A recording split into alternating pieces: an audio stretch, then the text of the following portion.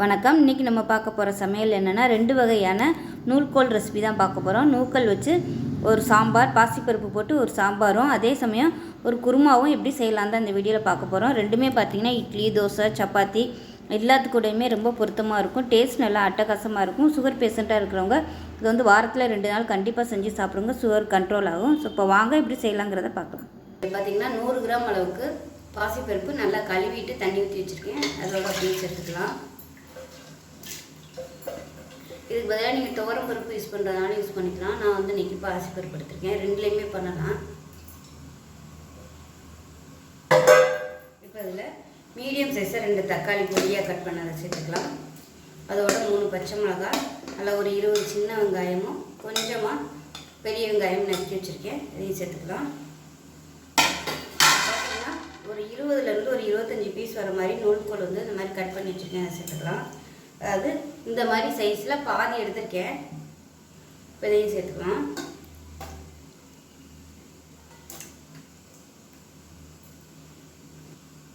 உப்பு கொஞ்சமாக சேர்த்துக்கலாம். இப்போ இதில் சாம்பார் தூள் சேர்த்துக்கலாம். வீட்டில் அரைச்சி வச்சுருக்கோம்ல, எந்த சாம்பார் தூளாக இருந்தாலும் சேர்த்துக்கோங்க. இல்லைன்னா சக்தி மசாலா சாம்பார் பொடி வச்சாலும் சேர்த்துக்கோங்க. ஒரு 1.5 டேபிள் ஸ்பூன் சேர்த்துருக்கேன். 1/4 டேபிள் ஸ்பூன் மிளகாத்தூள் சேர்த்துக்கலாம். பச்சை மிளகா வேறு இருக்குது. சாம்பார் பொடியிலே மிளகாத்தூள் வந்து சேர்த்துருக்கு. அது கொஞ்சம் கம்மியாக இருக்குங்கிறதுனால நான் எக்ஸ்ட்ரா சேர்த்துருக்கேன். எல்லாத்தையும் நல்லா கலந்து விட்டுடலாம். இது எல்லாத்தையும் நல்லா கலந்து விட்டுட்டு தண்ணி வந்து நோஞ்சு சேர்த்துக்கலாம். 1 டம்ளருக்கு தண்ணி சேர்க்குறேன். ஏற்கனவே பார்த்தீங்கன்னா ஒரு டம்ளருக்கு தண்ணி இருக்குது. இன்னும் கொஞ்சம் தண்ணி சேர்த்துக்கலாம். ஒரு 1/2 டம்ளருக்கு தண்ணி சேர்க்குறேன். அவ்வளோதான், எல்லாமே சேர்த்தாச்சு. குக்கரை மூடி வச்சிடலாம். மூடி வச்சுட்டு இல்லை ஒரு 5 விசில் விட்டுட்டு ஸ்டீம் போனதுக்கப்புறம் பார்க்கலாம். இப்போ விசில் விட்டது எப்படி இருக்குன்னு பார்க்கலாம். பாருங்கள், இந்த மாதிரி தான் இருக்கும். இப்போ இது வந்து லைட்டாக எல்லாத்தையும் மசிச்சு விட்டுக்கலாம். லேசாக எல்லாத்தையும் மசிச்சு விட்டுக்கலாம்.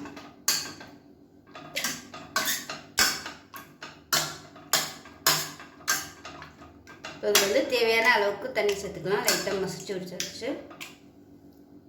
இது நல்லா மசிஞ்சிருச்சு. இப்போ இதில் வந்து தேவையான அளவுக்கு தண்ணி சேர்த்துக்கலாம். ரொம்பவே இது வந்து கெட்டியாக இருக்குது. இப்போ இதில் தேவையான அளவுக்கு தண்ணி சேர்த்துக்கலாம். நான் வந்து தண்ணி சூடு பண்ணிவிட்டு சேர்த்துருக்கேன். இது வந்து கொதிக்கட்டும். இது எல்லாத்தையும் நல்லா கலந்து விட்டுக்கோங்க. கலந்து விட்டுட்டு தண்ணி தேவைப்பட்டுச்சுன்னா நீங்கள் சேர்த்துக்கலாம். இப்போ இதில் வந்து புளி வேற கரைச்சி ஊற்றணும். இது வந்து சாதத்துக்கு எடுத்துக்கிறதுனால நான் வந்து புளி ஊற்றுறேன். இதுவே நீங்கள் டிஃபனுக்கு சாப்பிட்றதா இருந்தால் புளி தேவையில்லை. தக்காளி வந்து இன்னும் ஒரு தக்காளி வந்து நீங்கள் எக்ஸ்ட்ரா சேர்த்துக்கலாம். இப்போ இதில் வந்து புளி கரைச்சி வச்சுக்கிறத சேர்த்துக்கலாம். கொஞ்சம் கொதிக்க ஆரம்பிக்கட்டும். இப்போ பாருங்கள், நல்லா கொதிக்க ஆரம்பிக்குது. இப்போ இந்த ஸ்டேஜில் புளி தண்ணி சேர்த்துக்கலாம். தேவையான அளவுக்கு சேர்த்துக்கோங்க. உங்களுக்கு எவ்வளோ தேவைப்படுமோ அதுக்கு தகுந்த மாதிரி சேர்த்துக்கலாம். இப்போ இதுவும் சேர்த்து பச்சை வாசனை போகிற அளவுக்கு கொதிக்கட்டும். உப்பு கம்மியாக இருக்குது, உப்பு சேர்த்துக்கலாம். இப்போ சாம்பார் நல்லா கொதிச்சிருச்சு. இப்போ வந்து தாளித்து விட்டுறலாம். இப்போ ஒரு தாளிக்கிற பேன் வச்சுக்கலாம். தேவையான அளவுக்கு எண்ணெய் சேர்த்துக்கலாம். ஸ்பூன் கடுகு, 1 டீஸ்பூன் சீரகம், 1 டீஸ்பூன் உளுந்து, கொஞ்சமாக 2 வெந்தயம் சேர்த்துக்கலாம் வாசனைக்காக. அதோட கருவேப்பிலையில் சேர்த்துக்கலாம்.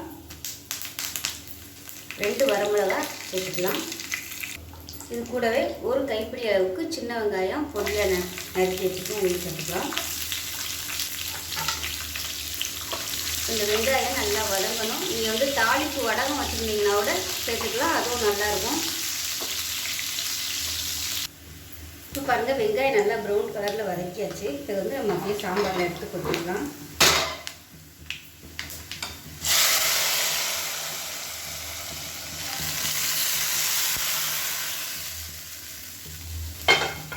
பாருங்கள், அருமையான நூல்கோல் சாம்பார் ரெடி ஆயிடுச்சு.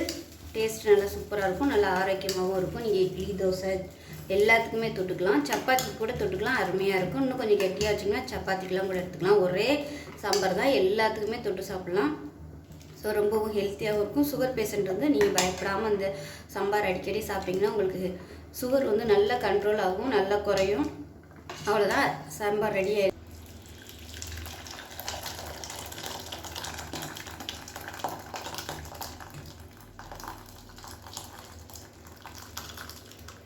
அதில் மேலாப்பில் கருவேப்பிலை இலையை கிள்ளிட்டு சேர்த்துக்கலாம். நீங்கள் கொத்தமல்லி இருந்துச்சுன்னா நல்லா நிறைய சேர்த்துக்குங்க. அவ்வளோதான், சாம்பார் ரெடி ஆயிடுச்சு. ரொம்ப சிம்பிளாக பேஸ்ட் ரெடி பண்ணிக்கலாம். 1/4 கப் அளவுக்கு துருவன தேங்காய், 1 டீஸ்பூன் சீரகம் சேர்த்துக்கலாம், 1 டீஸ்பூன் சோம்பு சேர்த்துக்கலாம்,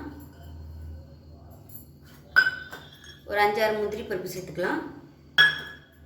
இதோட ஒரு பச்சை மிளகா, பெரிய பச்சை மிளகா இருக்கிறதுனால நான் 1 எடுத்திருக்கேன். நீங்கள் சின்னதாக இருந்தால் ஒரு 2 இல்லை 3 எடுத்துக்கோங்க. இது கூடவே சின்னதாக ஒரு துண்டு கிராம்பு சேர்த்துக்கலாம். அதே மாதிரி ஒரு துண்டு பட்டை சேர்த்துக்கலாம். இந்த சைஸுக்கு பட்டை சேர்த்துக்கோங்க. இது எல்லாத்தையும் நல்லா நைஸாக அரைச்சிட்டு பார்க்கலாம். இப்போ குக்கர் எடுத்துக்கலாம். இதில் தேவையான அளவுக்கு எண்ணெய் சேர்த்துக்கலாம்.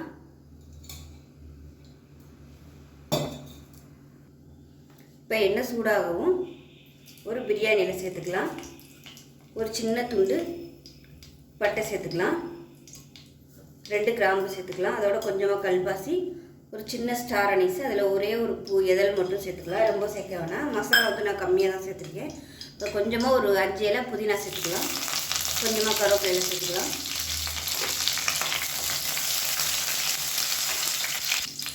வாசனைக்காக ஒரு 1/4 டீஸ்பூன் போல் சோம்பு சேர்த்துக்கலாம். இது எல்லாமே நல்லா பொரிஞ்சு நல்லா ஃப்ளேவர் வருது. இந்த ஸ்டேஜில் ஒரு கைப்பிடி வெங்காயம் சேர்த்துக்கலாம். பொடியாக கட் பண்ணிட்டு சேர்த்துக்கோங்க.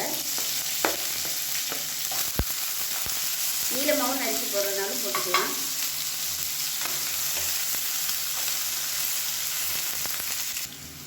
கொஞ்சமாக உப்பு சேர்த்துக்கலாம் வெங்காயம் வதங்குறதுக்கு. நான் வந்து இஞ்சி பூண்டு பேஸ்ட் வந்து போடலை. தேங்காய் அரைக்கும் போது இஞ்சி பூண்டு வந்து போட்டு அரைச்சிட்டேன். அது வந்து சொல்ல மறந்துட்டேன். ஒரு சின்ன துண்டாக ஒரு 3 துண்டு இஞ்சி, ஒரு 5-6 பல் பூண்டு வந்து சேர்த்து அதிலே அரைச்சிக்கோங்க. இஞ்சி பூண்டு பேஸ்ட் வந்து தீந்துருச்சு. இனிமேல் தான் எல்லாம் அரைச்சி வைக்கணும். இப்போ பாருங்கள், வெங்காயம் நல்லா வதங்கிருச்சு. இஞ்சி பூண்டு பேஸ்ட்டாக வச்சுருந்தீங்கன்னா இந்த ஸ்டேஜில் நீங்கள் சேர்த்துக்கோங்க. இப்போ இதில் மீடியம் சைஸாக ஒரு 2 தக்காளி சேர்த்துக்கலாம். இதையும் சேர்த்து நல்லா வதக்கிக்கலாம். தக்காளி வதங்கிறதுக்கு மஞ்சள்தூள் சேர்த்துக்கலாம். தக்காளி மசிஞ்சு நல்லா தொக்கு மாதிரி வரணும். இப்போ பார்த்தீங்கன்னா தக்காளி ஓரளவுக்கு மசிய ஆரம்பிச்சிருச்சு. இந்த ஸ்டேஜில் 1 டீஸ்பூன் போல் மிளகாத்தூள் சேர்த்துக்கலாம். பச்சை மிளகா வேறு சேர்த்துருக்கோம். அதனால் காரத்துக்கு எவ்வளோ காரம் தேவையோ நீங்கள் அதுக்கு தகுந்த மாதிரி சேர்த்துக்கோங்க. இதையும் சேர்த்து நல்லா பரட்டி விட்டுக்கலாம். இந்த ஸ்டேஜில் கரம் மசாலா வேணும்னா நீங்கள் சேர்த்துக்கலாம். நான் வந்து கொஞ்சம் மைல்டாக தான் கரம் மசாலா வந்து போட்டிருக்கேன். ஏன்னா தேங்காவோட அரைச்சதுனால தாளிக்கும் போதும் ஒன்று போட்டிருக்கோம். இப்போ கரம் மசாலா பொடி போட்டோம்னா ரொம்ப ஃப்ளேவராக இருக்கும். அதனால் நான் வந்து போடலை. உங்களுக்கு அந்த வாசனை பிடிக்கும்னு நினச்சிங்கன்னா நீங்கள் சேர்த்துக்கோங்க. ஏதாவது ஒரு இதில் சேர்த்தா போதும். நீங்கள் பொடி போடுறதா இருந்தால் தேங்காய் அரைக்கையில் சேர்க்க வேணாம். பாருங்கள், இது எல்லாமே நல்லா வதங்கிடுச்சு. இப்போ 100 கிராம் அளவுக்கு நூக்கல் எடுத்து வச்சுருக்கேன். இதை வந்து இதில் சேர்த்துக்கலாம். கட் பண்ணிவிட்டு நல்லா இந்தளவுக்கு பொடியாக கட் பண்ணிக்கோங்க. நான் குக்கரில் வைக்கிறதுனால வேக விடலை. எல்லாமே தாளிச்சிட்டு ஒரு 2 நிமிஷம் விட்டோம்னா வெந்துடும். நல்லா பிஞ்சாக பார்த்து எடுத்துக்கோங்க. இதையும் சேர்த்து நல்லா ஒரு பரட்டி வச்சுக்கலாம். இப்போ நான் சொல்லியிருக்க அளவு பார்த்திங்கன்னா ஒரு 4 பேர் சாப்பிட்றதுக்கு கரெக்டாக இருக்கும். இந்த அளவு பண்ணிங்கன்னா இது வந்து எல்லாத்துக்குமே தொட்டு சாப்பிட்லாம். இட்லி, தோசை, சப்பாத்தி எல்லாத்துக்குமே நல்லாயிருக்கும். இப்போ நல்லா பரட்டி விட்டுக்கலாம். ஒரு 2 நிமிஷம் சூடு ஏறட்டும். இப்போ பாருங்கள், மசாலா நல்லா வதங்கிடுச்சு. லைட்டாக ஓரம்னா எண்ணெய் விட ஆரம்பிக்குது. இந்த ஸ்டேஜில் வந்து நம்ம அரைச்சி வச்ச தேங்காய் பேஸ்ட்டு சேர்த்துக்கலாம். இப்போ வந்து மிக்சியில் அலசிட்டு தண்ணி சேர்த்துக்கலாம். குருமா வந்து எவ்வளோ தேவையோ நீங்கள் அதுக்கு தகுந்த மாதிரி தண்ணி சேர்த்துக்கோங்க.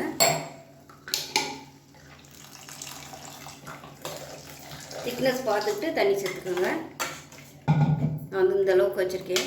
ரொம்ப திக்காக இருந்துச்சுன்னா அதுக்கப்புறமா நம்ம தண்ணி சேர்த்துக்கலாம். இப்போ உப்பு செக் பண்ணி பார்த்துக்கலாம். உப்பு கம்மியாக இருக்குது, கொஞ்சமாக உப்பு சேர்த்துக்கலாம். உப்பு சேர்த்தாச்சு. இப்போ லாஸ்ட்டாக கொத்தமல்லியில் சேர்த்துக்கலாம். சேர்த்துட்டு மூடி வச்சிடலாம். மூடி வச்சுட்டு ஒரு 3 விசில் விட்டுட்டு ஸ்டீம் போனதுக்கப்புறம் பார்க்கலாம். இப்போ குருமா எப்படி இருக்குன்னு பார்க்கலாம். நல்லா ஸ்டீம்லாம் போயிடுச்சு. இப்போ பாருங்கள், நல்லா அருமையாக வந்திருக்கு பாருங்கள். கரெக்டாக இருக்குது. சப்பாத்தி தொட்டு சாப்பிட்றதுக்கு அருமையாக இருக்கும். இட்லிக்குனா இன்னும் கூட நீங்கள் வந்து தண்ணியாக வச்சுக்கலாம். ஸோ நான் வந்து இதுக்கு மேலே தண்ணி ஊற்றலை, இப்படியே தான் வச்சுக்க போகிறேன். ஸோ அவ்வளோதான். டேஸ்ட்டு பார்த்திங்கன்னா நல்லா ஒரு மட்டன் சிக்கன் குருமா வச்சு அப்படி இருக்குமோ அந்த மாதிரி இருக்குது. இப்போ பார்த்தீங்கன்னா நல்லா சுட சுட இட்லி.